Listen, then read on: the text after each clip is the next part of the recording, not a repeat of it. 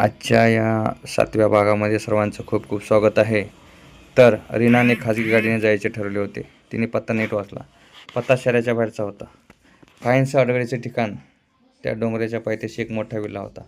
शहरापासून दूर असल्याने हा विल्ला जसा अजाणता होता. तिकडे जाण्यास कोणी तयार नव्हता.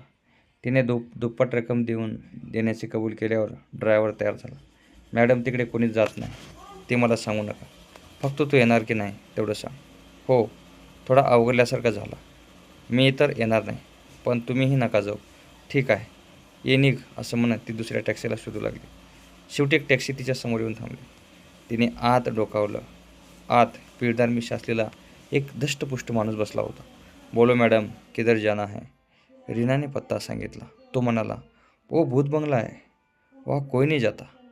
दूसरी की बात छोड़ो, तुम जाओगे? मैं पैसा ज़्यादा दूंगी. कितना? डबल दूंगी.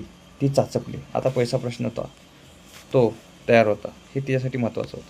ठीक आहे, जितना चाहिए उतना दे दूंगी. हां, पण मी आतमध्ये रक्कम घेऊन नहीं जाणार. क्यों? वो भूत बंगला है.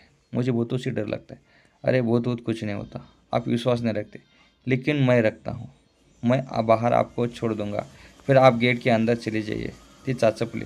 काही वेळी विचार केला आणि तिने विचारला, क्या तुम मुझे लेने आओगे क्या? हाँ. कि जितना आपने छोड़ा है वैसे ही तुम्हें ले जाऊंगा. चलोगे? हाँ चलो. तुम्हारा फ़ोन नंबर मुझे दे दो. तो गाडी चालवता चालवता बोलायला लागला. 9820 आणि पुढचे आकडे त्याने सांगितले. तिने ते आपल्या मोबाईलमध्ये सेव्ह केले. ती म्हणाली, मी माझं काम झालं की तुला फोन करते. ठीक आहे. तो काही वेळ चाचपला. मॅडम, एक विचारू का? तिने त्याच्याकडे आकर्षित नजरेने पाहिले. विचारा. तुम क्या उस बंगले में क्या काम है? ती थोडी अस्वस्थ झाली, पण आपली अस्वस्थता लपवत ती म्हणाली, अरे तो बंगला माझ्या नातेवाईकाचा आहे. तिथे असल्याने त्यांना लोक भूत बंगला म्हणतात. पण तसं काही नाही. नाही, तिथे माझे नातेवाईक अधूनमधून येतात. काही दिवस राहतात, मग जातात.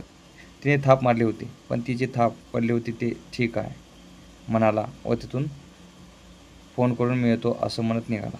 तिने त्याला अपेक्षापेक्षा जास्त पैसे दिले होते, त्यामुळे तो खुश होता. तो जाताच आता ती त्या एकांत जागी एकटीच होती. तिने बंगल्याकडे नजर टाकली. बंगला खूप भयानक वाटत होता. ती हळूहळू गेटकडे वळली. गेट लोखंडाचा होता. लोखंड काहीसं गंजलेलं असलं तरी मजबूत वाटत होतं. तिने गेट ढकललं तर कर्कश असा आवाज आला. ती आत शिरली व तिने पुन्हा गेट बंद केलं. आता हळूहळू बंगल्याकडे चालू लागली. पुढे आल्यास समोर काय वाढून ठेवलं आहे त्याची तिला कल्पना नव्हती. धडधडते अंतकरणाने ते पुढे चालले. गेट ते बंगला असं खूप अंतर होतं. दोन्ही बाजूनी उंच झाडी होती, त्यामुळं तो बंगला भयानक वाटत होता. ती हळूहळू पुढे सरकत चालली होती. बंगल्याच्या जवळ येताच एक माणूस तिच्या समोर आला. तिने आपल्या हातातलं पत्र त्याला दाखवले. त्याने स्मित हास्य केले. या स्वप्नपूर्ती क्लबमध्ये तुमचं स्वागत आहे. तो व्यक्ती दिसायला चांगला मजबूत वाटत होता. त्याच्या बोलण्यात संघटन होतं. बोलणं लागवी व आकर्षित करणार होतं. रीमा, तुम्ही इथे सुरक्षित आहात. काही काळजी नसावी. आता तुम्ही आयुष्यातल्या अनेक सुखांना प्राप्त करणार आहात. मला कळत नाही, ही समजून घेण्याची गोष्ट नाही, ही फील करण्याची गोष्ट आहे. पण तुम्ही कोण आहात, तुम्हाला माझ्याबद्दल कशी माहिती, ते सिक्रेट आहे. मी तुम्हाला नाही सांगू शकत, कारण ते मलाही माहीत नाही. मी तुमच्यासारखाच या क्लबला जॉईन झाले आहे. पण गेलेल्या काही वर्षात मी खूप सुंदर क्षणाची अनुभूती घेतली आहे. तुम्ही कोण? इथे कोणाची ओळख विचारत नाही. इथे प्रत्येकजण सुखाचे क्षण अनुभवायला आलेला असतो. मग मी कोण, तो कोण हे प्रश्न गौण असतात. तिला हे सगळं विचित्र वाटत होतं. तरी तिला हे सगळं पाहावं, अनुभवावं असं वाटत होतं. मग मी तुम्हाला काय संबोधावं? इंद्रजित. पण हे माझं इथे मिळालेलं नाव आहे. पण मग माझं नाव तुम्हाला मिळेल? ती विचारात पडली. आता जायचं का? ती स्मित हसली. चला. तो पुढे आणि ती मागे चालू लागली. आता ते प्रसाद बंगल्याच्या आवारात शिरले. बंगला आत सुशोभित नटलेला होता. हॉलमधून ते दोघे एका मोठ्या खोलीत शिरले, जिथे काही सुंदर महिला मोठ्या आरशासमोर बसल्या होत्या. तिला पाहताच त्या उठल्या आणि तिच्याकडे आल्या. त्यांनी तिचे प्रेमाने स्वागत केले. इंद्रजितने रीमाला त्या महिलांच्या स्वाधीन केले आणि सांगितले, हे आपल्या क्लबच्या नवीन सदस्य आहेत.